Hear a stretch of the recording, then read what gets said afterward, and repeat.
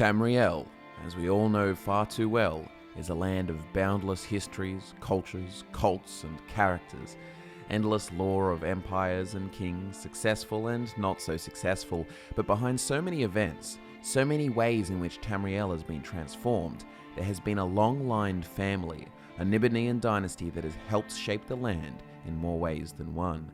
And we aren't talking about the Septim dynasty or the Riemann dynasty or any of the big famous ones. We are talking about a family that can trace its lineage well back into the First Era, at a time when men couldn't walk freely in the land of Cyrodiil, before the Empire. What is up, ladies and gentlemen? Welcome back to FudgeMuppet. My name is Scott, and today I'm here to share with you all of the lore regarding one of the longest living families and their great influence on the lands of Tamriel. Today we are talking about the Tharn family, the Nibelungian dynasty of Cheydinhal, the family behind it all. You may recognize the name. Does Jagar Tharn ring a bell? Perhaps Abner Tharn? Well, these are two of the most significant in their line, but their families have done much more. So ladies and gentlemen, sit back and relax and prepare for the tale of multiple lifetimes, and where of course is the best part to start, at the beginning. Tharanis ye Red Hand, the first record of the Tharn family mentioned in the Tamriellan Tractates of the 200th year in the First Era. Before the days of Elysia and her slave rebellion, this family, the Proto-Tharns if you will, were slave overseers used by the Aelid elves of Fernakis. Fernakis, as you know today, is nothing but this Aelid ruin north of Cheydinhal. However, back in the Wild Elves' heyday, this was a mining hold full of slaves digging for precious minerals found in the hills of this land. Now, one might be curious about the name Tharanis ye Red Hand. You see, Aelid elves were known to have kept records in red ink, and this family, Tharanis, were likely literate and given clerical duties, hence the Red Hand from writing in red ink all day. Now, when exactly in history this name transitioned from Tharanis ye Red Hand to simply just Tharn, we don't exactly know. However, the first appearance of the name Tharn in the histories is during Elysia's slave rebellion, serving under the mighty Pelennor Whitestrake, champion of Elysia herself. A Vilius Tharn is mentioned, known as the Blade Serrator and Master of the Abattoir. Now, I'm only speculating here, but somehow I don't think that Vilius Tharn was simply a butcher chopping meat in Pellennor's army. His title reminds me more of a torturer, the abattoir being his dungeon, extracting information from captured Aelid elves, and if not information, then their tongues. But of course, that's just me speculating. Regardless, there you have it, Vilius Tharn, the first mention of the Tharn name. It is supposed that between the time of the slave rebellion and much later in the First Era that the Tharns acquired estates in and around the Nibelungian area, securing their home for hundreds of generations to come. But besides this knowledge, there isn't much mention of another Tharn until Fervidius Tharn is about and prominent in the year 1188 of the First Era. You may have previously learned about the Elysian Order, the dogmatic and zealous religious order that was the root of many First Era problems, including a Dragon Break. You can watch our video all about the Elysian Order linked in the description. However, a quick summary is that the Elysian Order was a monotheistic religion that is centered around worshipping an abstract and unknowable single god. They were obsessed with singularity, and all gods of other religions were said to be different faces or aspects of the same god. The prophet Marok started this whole show, and later there was a specific sect of the Elysian Order called the Marokati Selectives. The Elysian Order hated the elves, and the Marokati Selectives, as an elite sect of the Order, took intense action against them. Fervidius Tharn, a descendant of the Tharn family, had worked his way into the Order and rose to the rank of Archprelate of the Marokati Selective. He did in the Edict Vindication for the Dragon Break state that he needs to remove the Aldmeri taint from Akatosh and restore him to human purity.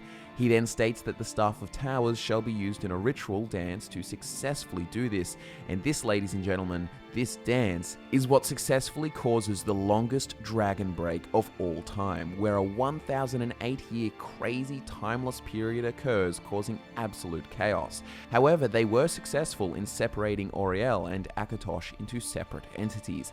This is what I would say is probably the first most significant action at the hands of the Tharn family. A 1008-year dragon break ends the separation of Auriel and Akatosh is a pretty big statement for the family. So we don't hear much about the Tharns all throughout the Dragon Break, but we do get to the year 2321 of the First Era, where we have a Turpus Volte-Face Tharn. During this time, the War of Righteousness was in full throttle. The Clovian Estates formed as an autonomous government from the Elysian Empire, and this is the time where the Elysian Order is crumbling, and the Empire destroying itself from within. Noble Tharn captains fought on both sides of the war, but once the dust had settled and the war was over, Turpus Tharn found him with significant holdings, taking the title Earl of Outer Shadenhall.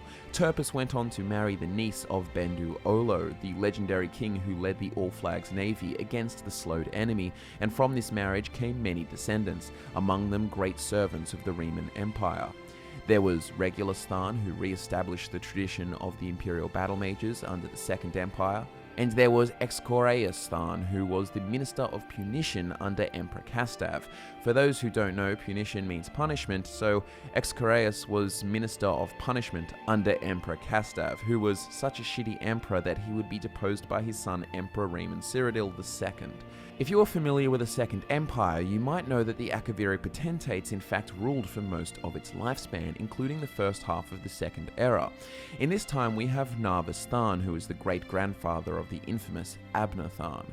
Grand Chancellor Abner Tharn was the imperial overlord of Nibelheim and served as an advisor to many emperors and kings over 117 years.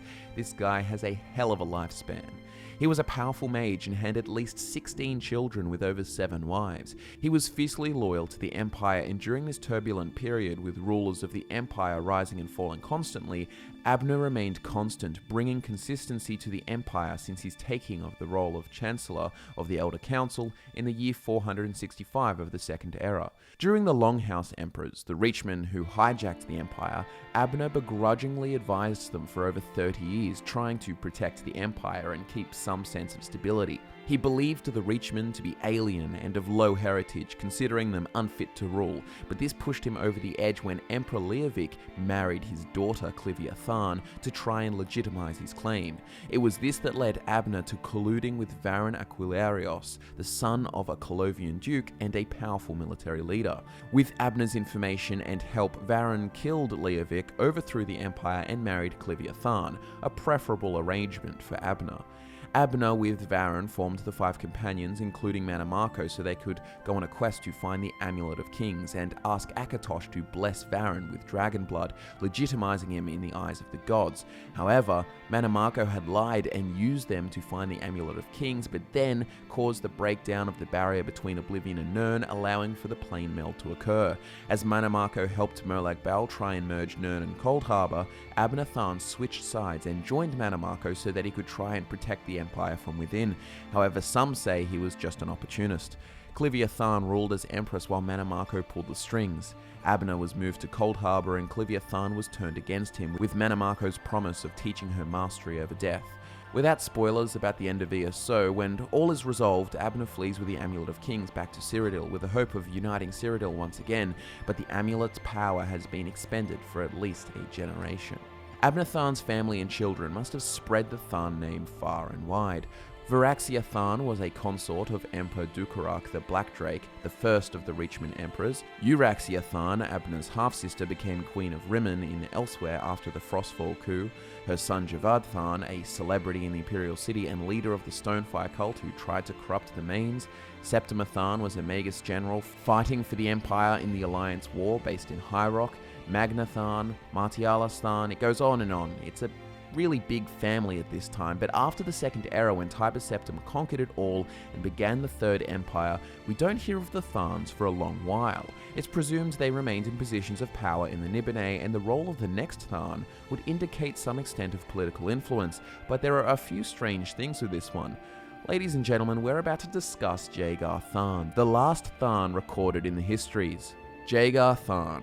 It is unknown his exact lineage, other than he is a Tharn, a man bearing many physical descriptions, indicating even Ultima, Dunma, and human ancestry, but he is classified as a Bosma, born in Valenwood to a Bosma mother. Now, historically, the Tharns have been Nibelheim's Imperials, but after Abner went around siring many children, it could be very likely the case that the name travelled further than the human appearance. It's likely one of his male descendants married a Bosmer woman or something like that, but regardless, it's completely plausible that Jaeger is a Bosmer. Regardless, we have Jaeger Tharn as an Imperial battle mage and close advisor of Uriel Septim VII, the same bloke who dies at the start of Elder Scrolls IV Oblivion.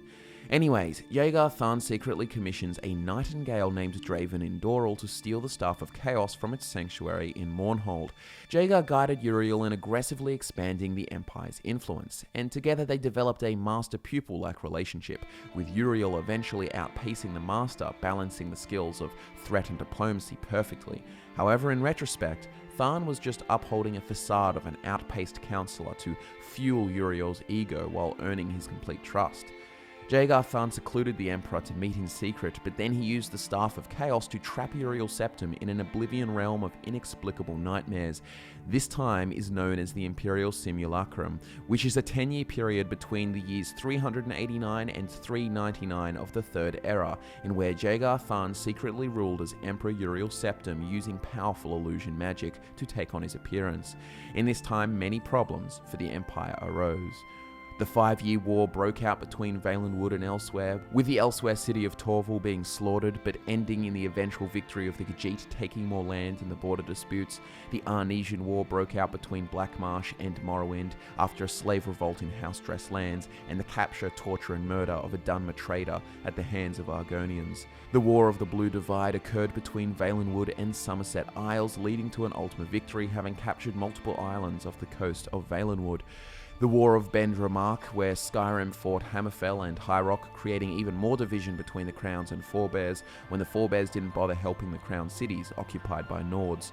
Jaeger Tharn with Pergan Asul tried to create the Shadow of Conflict, a powerful being called Umbra Keth, but this was thwarted, and you can learn more about that in our video detailing the events of the Elder Scrolls game Shadowkey. Jaeger Tharn also urged Mehrunes Dagon to assault the Imperial Battlespire, hence the events of the Elder Scrolls Battlespire game, leading to the destruction of the Battlespire. The Imperial Simulacrum would come to an end when the Eternal Champion would thwart Jaeger Tharn and return Uriel Septim to his rightful place, but Jaeger Tharn had already done so much damage, it would take many years of healing for the Empire to become somewhat stable again, and even then Uriel Septim VII is eventually assassinated at the start of Oblivion, leading to the destruction of the Septim dynasty and the beginning of the Fourth Era, where the Empire is a somewhat shadow of its former self. The Tharns have not since been mentioned in the histories of the Fourth Era. I could imagine after the acts of Jaeger Tharn, the name Tharn would bear some terrible stigma, and rightly so maybe they all went into hiding. So there you have it, ladies and gentlemen, the full story of the Tharn family, the family behind so many of Tamriel's most significant events. The longest ever recorded dragon break, the plane meld itself, the Imperial Simulacrum. This line truly helped shape the Tamriel that you know today, for better or for worse. Thanks so much for watching the video. Give it a like if you enjoy these lore videos, and do subscribe for more if you already haven't. Thanks so much, guys, for supporting us. We love you all for it. My name's Scott, and I'll be back to nerd out with you again next time.